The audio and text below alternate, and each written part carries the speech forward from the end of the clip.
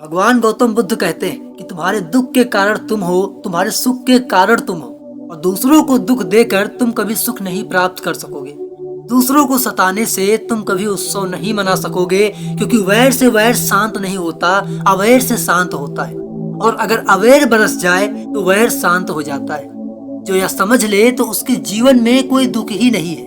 उसका स्वर्ग कल नहीं, अभी और यही है। यह संसार थोड़ी देर का रैन बसेरा है। सुबह होगी और यात्री चल पड़ेंगे। जिसे हमने घर समझा है वो तंबू है।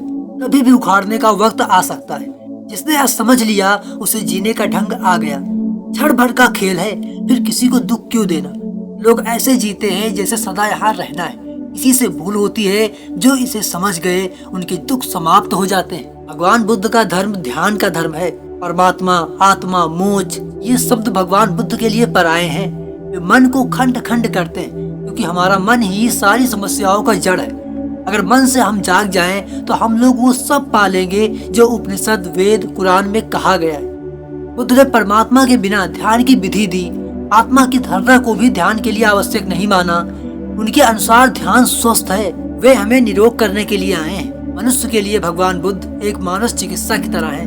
भगवान बुद्ध कहते हैं, जीवन का रस वस्तु में नहीं, स्वयं हम में है। जब तक हम उसे विषय में देखेंगे भटकते रहेंगे।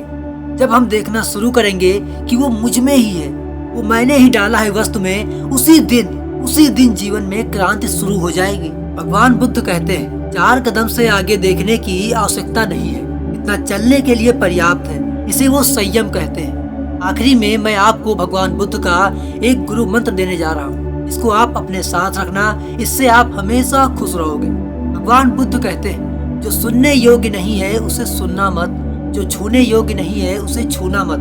जितना जीवन में जरूरी है उसके पार जाना मत, जीवन में शांति की वर्षा होने लगेगी।